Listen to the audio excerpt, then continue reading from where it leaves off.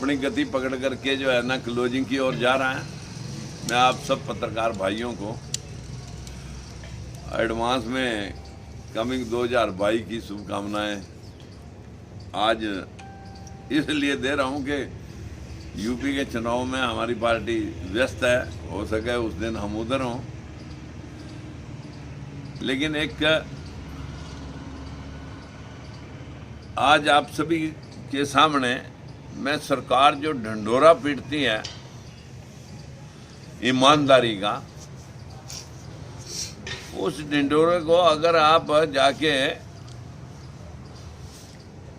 लाडवा चौक के ऊपर खड़े होकर के ट्रकों की गिनती कर लें अवैध माइनिंग के, सरकार अवैध माइनिंग का ठेका किस किस को दे रखा है सरकार ने कि खजाने की बजाय पैसा जेबों में जाए और सीधा सरकार के लोगों के पास आए। ये बहुत दुखद है कि सरकार कमजोर और लोग अमीर।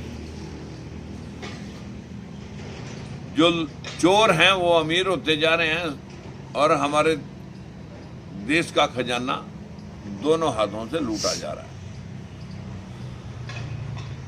दूसरी बात, आज सोनीपत के अंदर बिल्कुल कलाई खुल चुकी है कि जहां जहां से जैसे जैसे पेपर लीक हुए, बार बार पेपर, एक बार नहीं बार बार पेपर लीक हुए, इससे भी सरकार के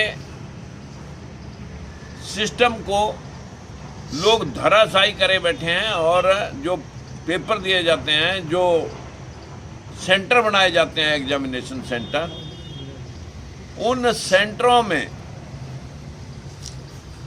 इतनी धांधलेबाजी है कि वो पैसे दे दे करके अपने स्कूलों कॉलेजों में सेंटर लेकर आते हैं और वहां बैठ करके बुक्स खोल करके पेपर कराते हैं जिनकी लाइजनिंग है।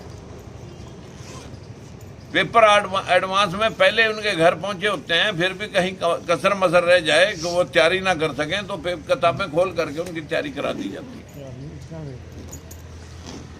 ऐसे ही हमारे देश का जो सर्वनाश हुआ वो अंधविश्वास की वजह से हुआ। एक अंधविश्वास सरकार चलाने वालों का, दूसरा अंधविश्वास इस देश को गर्त में उतारने का। हमारे प्रधानमंत्री जहां पर 4-4 घंटे लोटा लेकर के जो है ना लोगों को पूजा अर्चना का पाठ दिखाते हैं, तो देश जा किस ओर रहा है। हमें तो ऐसा लगता है कि इस देश में यूनिवर्सिटियां और हॉस्पिटल बनाने की शायद जरूरत नहीं है, मंदिर बनाने की जरूरत है। अभी अभी मैंने चेकोस्लोवाकिया और कई कंट्रियों की एक यूनिवर्सिटी वैत ने अभी बोली थी कि हम वर्ल्ड की सबसे टॉपेस्ट और सबसे लेटेस्ट टेक्नोलॉजी की यूनिवर्सिटी बनाने जा रहे हैं।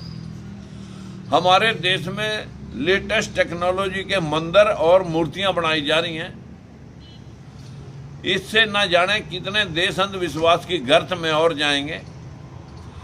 जितने भी संत महात्मा हुए, जितने भी महापुरुष हुए, चाहे गुरु नानक देव आए, चाहे कबीर दास आए, चाहे रविदास जी आए, चाहे जो है ना हमारे समाज सुधारक स्वामी, हमारे देश के अंदर अनेकों, परियार रामा स्वामी, गाडगे जी, नारायण स्वामी, ललाई सिंह यादव, महात्मा ज्योतिबा फूले, साहू जी महाराज, भीमराव अम्बेडकर, काशीराम, जितने भी समाज सुधारक आए, सभी ने मूर्ति पूजा का खंडन किया। और मैं भी ये बात आप लोगों को कहना चाहूँगा कि आपके माध्यम से, अगर कोई देश के अंदर कि कोई मंदिर में रखा हुआ भगवान अगर किसी को 10 या 5 रुपए का नोट अपने श्रद्धालु को देता हुआ दिखा दे तो मैं उसे 1 करोड़ रुपया इनाम के तौर पर दूंगा, ताकि मेरा भी भ्रम दूर हो जाए कि ये पत्थर कुछ देते हैं। जो लोग पत्थरों में मत्था फोड़ रहे हैं, कावड़ा ढो रहे हैं, उनके बच्चे आज भी सब्जियां उगा रहे हैं, दिहाड़ियां कर रहे हैं, भूखे हैं, लाचार हैं। वो सिर्फ और सिर्फ जाके आस्था के नाम पर लूट रहे हैं। देश में अगर गौतम बुद्ध की विचारधारा को, भीमराव अंबेडकर और महात्मा ज्योतिबा फुले की विचारधारा को लागू किया जाए, उसे पढ़ाया जाए, तो मैं नहीं कह सकता है हमारा देश गरीब रह सकता है। लेकिन माता सावित्रीबाई फुले जिनका 3 जनवरी को जन्म दिवस जयंती है, उस स्थिति में अगर हम देखते हैं कि उसकी फोटो किसी स्कूल कॉलेज के प्रांगण में लगी हुई नहीं मिलेगी, जिसने स्त्री को पढ़ने का सबसे पहली महिला शिक्षिका का जिसको खिताब मिला हुआ है, सरस्वती लक्ष्मी की फोटोआं मिलेंगी स्कूलों में। अगर कोई पूछे जब पुराने आदि कालों में नारी जाति को पढ़ने का अधिकार ही नहीं था, तो सरस्वती लक्ष्मी ये कहाँ PhD करके आई थी। मेरा भाव सभी लोगों को अंधविश्वास से ऊपर उठ करके अपने राष्ट्र निर्माण की जरूरत है। अगर हमारे मुखिया लोगों को ढोंगी बन करके ढोंग करेंगे तो ये देश और गर्त में जाएगा, रसातल में जाएगा, ये देश आगे नहीं बढ़ सकता। सैनी साहब, आपका कहने का मतलब मंदिर नहीं होने चाहिए, मंदिरों में नहीं जाना चाहिए? देखिए, आपने बहुत अच्छी बात कही है।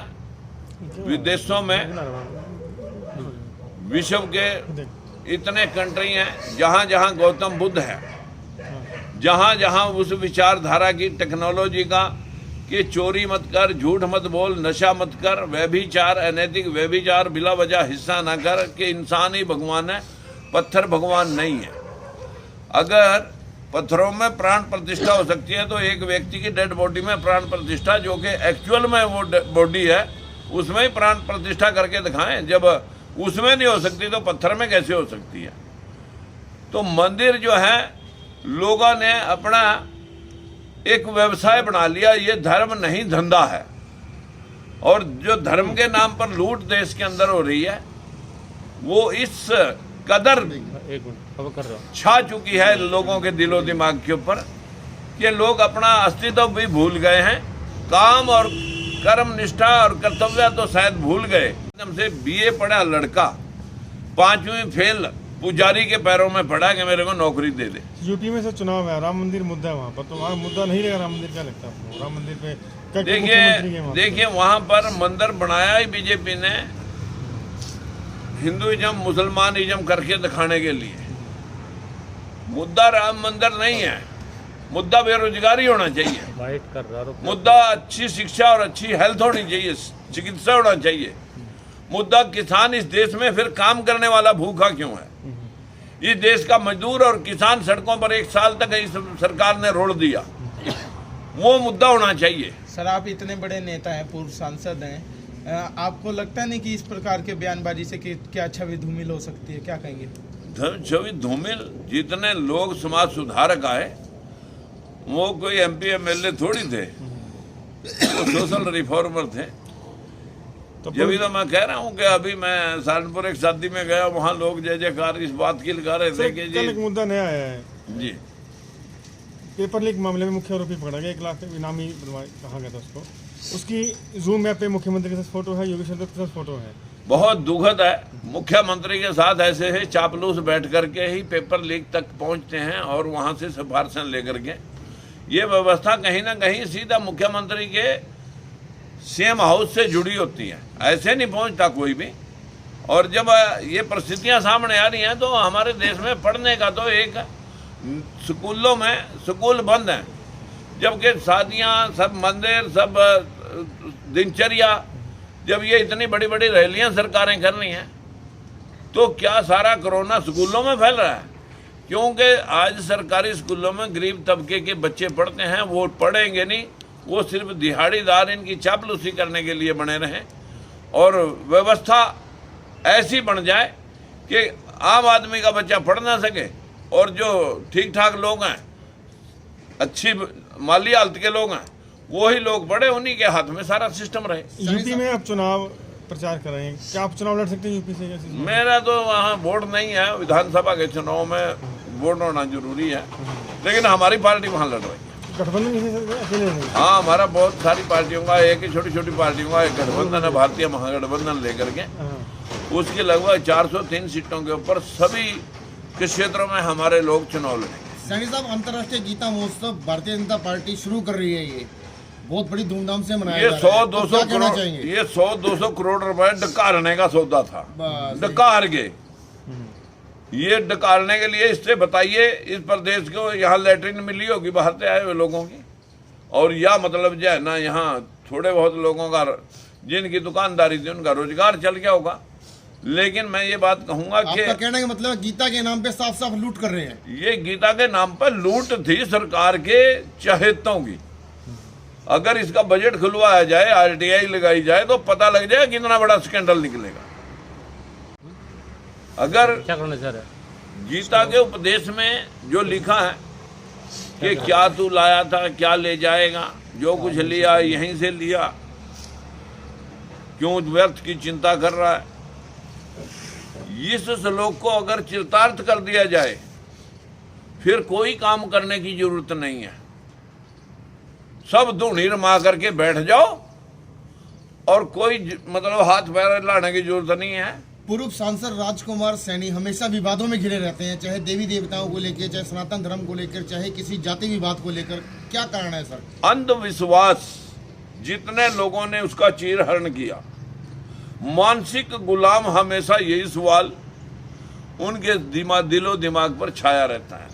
और मेरा अपना मानना है कि अगर जापान एक छोटा सा कंट्री है जो पूर्णतः 90% बुद्धिस्ट कंट्री है, जहां जाति धर्म ऊंच नीच नहीं है।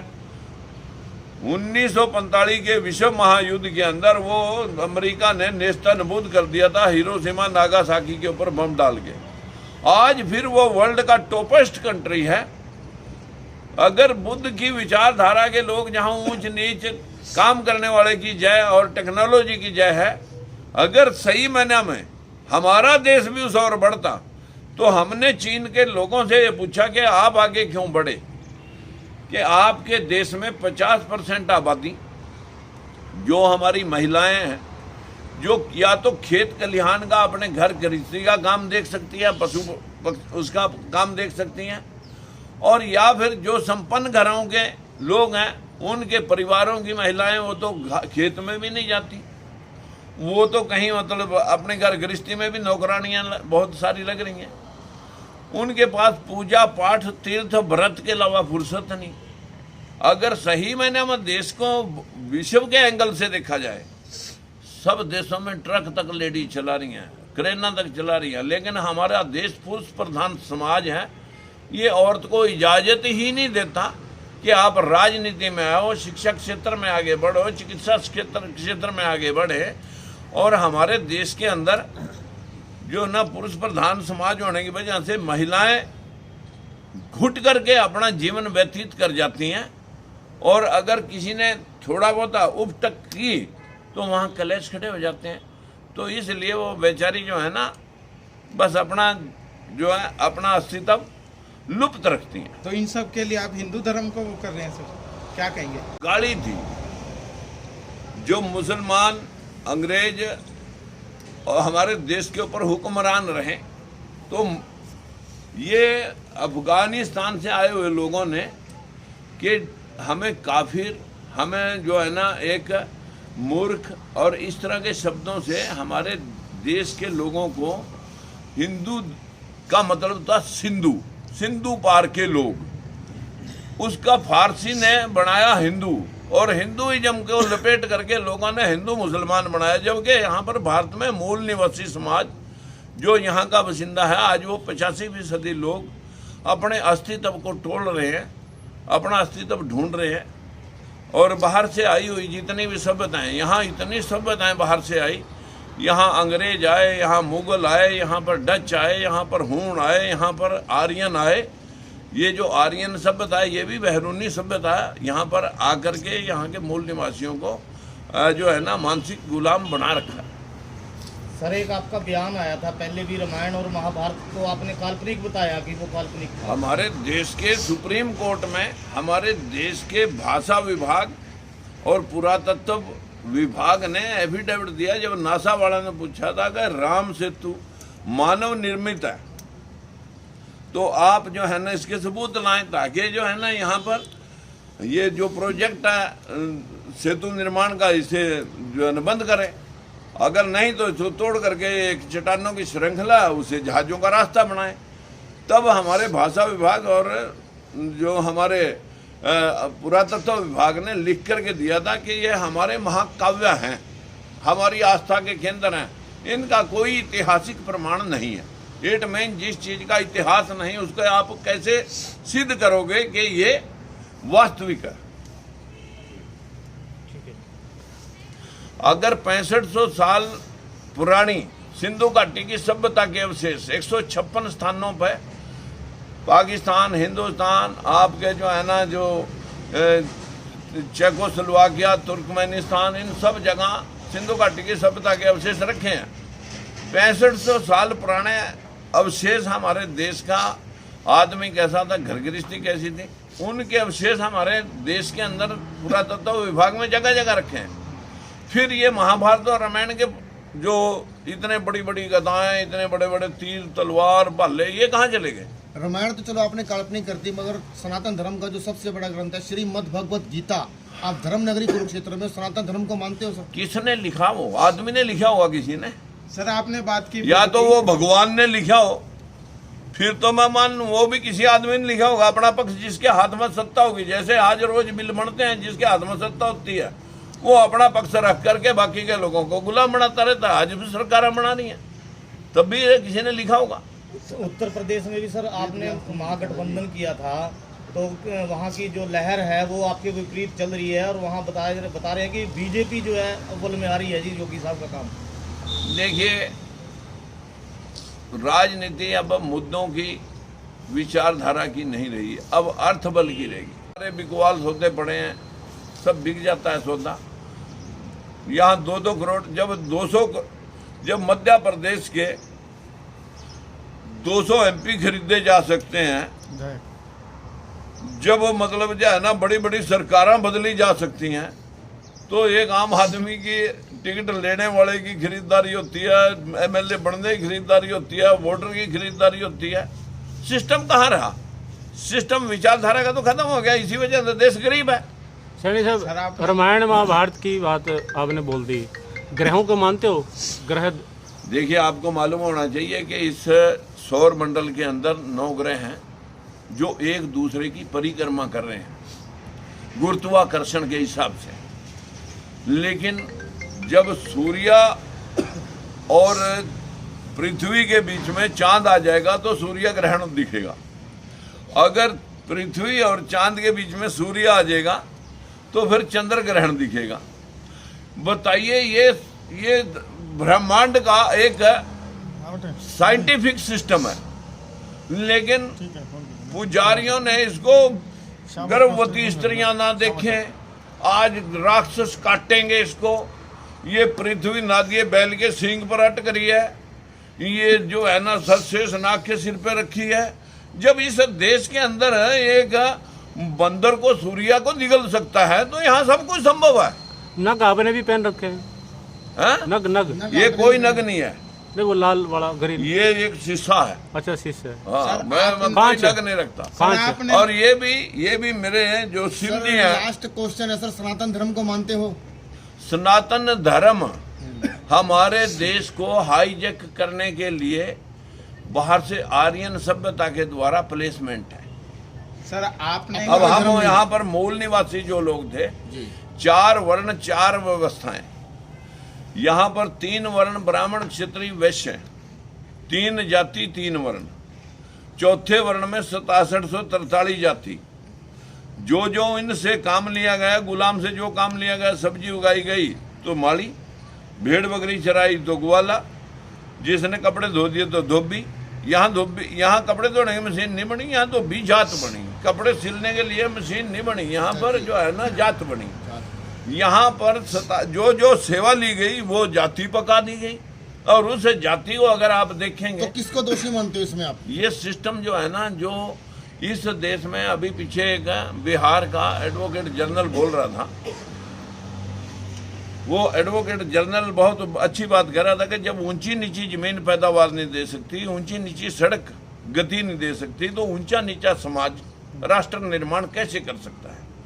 इस देश की ही यह व्यवस्था है कि ये नीच है और ये सुप्रीम है। बताएं कि जो पुजारी लोग हैं जिन्होंने मतलब जो है ना कि ये बोल दिया कि साइंस जो है ना शास्त्रों से निकली। अरे आज ही कोई मंत्र मार के जो है ना हमारे को एक व्हाट्सएप करके दिखा दो परले बसा किसी ने, हम मान जाएंगे कि आप सुपीरियर हैं, आपने आविष्कार करे हैं। कोई आविष्कार बता दो उनका। जितने पूजा पाठ में मैं पढ़े आते बाबे जौन से आविष्कारी थे ना, पढ़े जेल में जाने एक दिन। जैसे जिस दिन का ये सौदा चला है उस दिन का प्रकाश कोई रोक थोड़ी सकेगा। सर आपने कहा कि बौद्ध धर्म की आप बात कर रहे थे, तो गृहस्थ जीवन की आपने बात की। महात्मा बुद्ध भी तो गृहस्थ जीवन छोड़ के गए थे। गृहस्थ जीवन तो क्या वो सही था? क्या कहें? गृहस्थ जीवन उसने उसके पिताश्री ने उसको जो है ना प्रेरणा कहाँ से मिलती है? सैनी साहब नेता वो शरद पवार जी बोल रहे हैं एकदम, नेता तो मजारों पे, मंदिरों पे, मस्जिदों पे इसलिए जाते हैं कि और मूर्खों को मूर्ख बनाया जा कि जब ये यहाँ रहे, ये बड़ा धार्मिक है, सात्विक आदमी है, उसके साथ और जुड़ जाएं। और रास्ता मास्टर कभी भी आपको बौद्ध धर्म की शिक्षाएं, चोरी की मतलब मिथ्या व्यभिचार की या नशे की किसी स्कूल के अंदर वो ये सिखाएगा? जबकि ये बात विचारधारा गौतम बुद्ध के विचारधारा में थी। और जितने वर्ल्ड के 86 कंट्री हैं वहीं वहीं तरक्की है, जहाँ जहाँ ऊंच नीच का भाव नहीं है, जहाँ जहाँ जाति प्रथा इस कदर नहीं है। सर कई लोग कहाँ से मिली सर ये? देखिए, मैं जब स्कूल में था तो हमने उस वक्त स्कूल की हिस्ट्री पढ़ी, उसमें ये चीज़ें थी नहीं। ये जो दुनिया का मतलब और लिटरेचर पढ़ा उसमें नहीं। ये संतों महापुरुषों की जब वाणी पढ़ोगे तब आपको महात्मा हमारे, जब आप गुरु गोविंद सिंह को पढ़ोगे, गुरु नानक देव को पढ़ोगे, जब लोग सूर्या को पानी दे रहे थे तो वो इधर पानी पंजाब की तरफ मुंह करके देने लगा, तो लोगों ने पूछा कि अरे इस मूर्ख को तो पूछो ये कौन है, ये किधर पानी फेंक रहा है। किसका जिक्र कर रहे हैं आप? गुरु नानक देव। तो गुरु नानक देव ने पूछने लगे कि ये क्या कर रहे हो बाबा आप? बोले मैं, आप बताओ क्या कर रहे हो? बोले हम तो अपने पूर्वजों को पानी दे रहे। बोले मैं अपने खेतों को दे रहा हूँ। बोले सारा खेतों में पानी चला जाएगा? बोले तुम पानी सूरज को दे रहे हो, पूर्वजों के पास भेजने के लिए चला जाएगा। आज जब पुजारी आता है, जब उसके घर में गिलास की कमी होगी या धोती की फट रही होगी या उसकी मतलब जो है ना चादर लोई फट रही होगी या नहीं रही होगी, तो वो चीज़ लिखवा देगा, ये चीज़ लानी है, तेरे श्राद्ध जो है ना तब निकलेंगे। यानी जिंदेगा तो जिंदेगा, मरे कभी पंडा नहीं छोड़ता। इसका मतलब श्राद्ध वगैरह कुछ भी नहीं है। ये गौतम बुद्ध ने कहा आत्मा कोई नहीं है, आत्मा के नाम पर झूठ ढिकोसला है। हमारा देश आजाद हुआ जब अगर देश के अंदर चला कि आत्मा अजर है, अमर है, न मरती है न जन्म लेती है, तब फिर देश में जब आज़ादी आई तो उस वक्त हम 23 करोड़ थे, अब हो रहे 140 करोड़। ये 117 करोड़ आत्माएं कहाँ से निकले?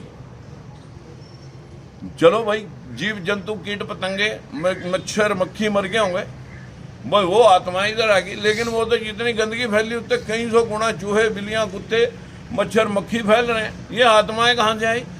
सृष्टि मैथुन क्रिया से यही पैदा होती है। जब भी 4 चीज़ें इकट्ठी होती हैं जमीन के ऊपर, पानी जब इकट्ठा होता है तो बैक्टीरिया बनता है, जो तत्व उसमें प्रदान होता है वही चीज़ बन जाती है। मच्छर मक्खी बीज थोड़ी डालता है कोई, सांप बिच्छू मगरमच्छ सब चीज़ बनती है।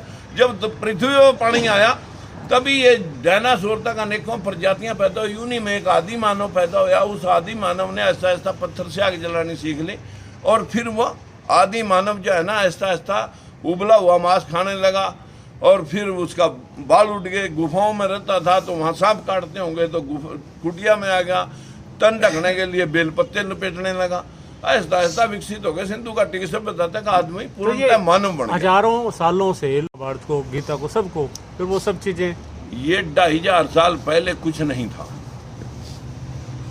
2500 साल पहले पुष्यमित्र शुंग ने अशोक सम्राट को कि 10वें राजा पुष्यमित्र शुंग ने बृहदत्त मौर्य का कत्ल करके और तब जो है ना अपने दरबार में बिठाएगा एक वाल्मीकि ब्राह्मण है जो जिससे ये रामचरितमानस और रामायण लिखवाई। और ये दशहरा कि मैंने 10वां राजा था कि मैंने 10 राजाओं को आज खत्म कर दिया। 10वां राजा खत्म हो गया कि वो 10 सिरों वाला आदमी नहीं होता। कोई आदमी सुना आपने कि 10 सिर वाला होता है? कहने का मतलब रावण था ही नहीं। रावण तो बृहदत्त मौर्य को पेश किया जा रहा है। बृहदत्त मौर्य अशोक सम्राट की वंशावली का 10वां राजा, जिसको हम आज एक एक नोट और जिसकी झंडी और स्टैंप लगा ना ही कृष्ण है ना भगवत गीता ही। ये सारा जो सिस्टम है लोगों को समझाने के लिए, जैसे उपन्यास लिखे जाते हैं, जैसे सारी फिल्म इंडस्ट्री टोटल की टोटल सारी फिल्म इंडस्ट्री काल्पनिक है, वहाँ कोई वास्तविक घटनाएं होती ना हैं। आप हिंदू धर्म को मानते हैं ना सिख धर्म को, ऐसा है क्या है? अरे भाई धर्म क्या है? हाँ, धर्म इंसान का है, इंसानियत, जाति है उसकी जमीर, इसके अलावा कोई धर्म नहीं होता। सैनी साहब भगवत गीता को मानते हो? अरे भगवत गीता भी तो एक कायदा है किसी का लिखा हुआ। अच्छा कैदा बना दिया आपने उसको? और तो वो क्या चीज है वो? कमाल की बात है। सनातन धर्म का सबसे अरे बड़ा विषय, भैया सबसे बड़ा सनातन ग्रंथ। धर्म इज मीन टू कॉल इसका मतलब कहने का आर्यन मतलब- सुनो, सुनो, सभ्यता सैनी का। साहब कहने का मतलब आपका यहाँ भगवान नारायण ने, भगवान श्री कृष्ण ने गीता को उपदेश नहीं सुनाया अर्जुन को? अरे यहाँ ना यहाँ पर महाभारत का युद्ध हुआ। यहाँ जो चीजें हैं ये सारी जब गीता ही देखिए 6500 साल के हमारे अवशेष हैं, सिंधु घाटी की सभ्यता के अवशेष हैं। तो फिर में अवशेष जो गदाएं थी, जो तलवारें थी, भाले थे, सुदर्शन चक्कर थे, बड़ी बड़ी इतनी बड़ी बड़ी महल माड़ियां थी, जहाँ मतलब जो है ना जितने इतने बड़े दरबार तो लेके लगते अपने थे। साथ जी और क्या? हाँ वो साथ में चले गए, गीता छोड़ गए। मतलब तीर तलवारें तो दिमक खागी और दिमक गीता को नहीं खागी। क्या काल्पनिक दिमाग इस देश ने पाया। खादी,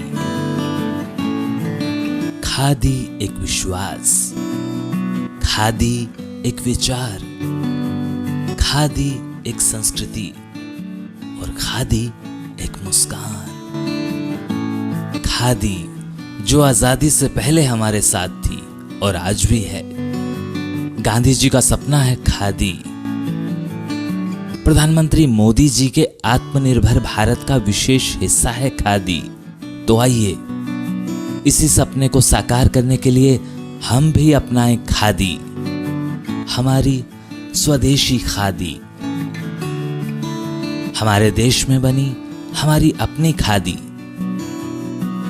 इसलिए एक एहसास है खादी। हमारे जीवन में रंग बिरंगे रंग भरने आई है खादी। आपके अपने शहर कुरुक्षेत्र में गांव मिर्जापुर आपके लिए लेकर आया है खादी के बने एक से बढ़कर एक डिजाइन, कलर्स व सभी प्रकार के वस्त्र। इतना ही नहीं, खादी ग्रामोद्योग भारत के बहुत से प्रोडक्ट जो आपकी त्वचा व शरीर के लिए उपयोगी हैं, जो आपको दें एक प्राकृतिक सुंदरता का एहसास। एक बार अपनाकर तो देखिए खादी इंडिया।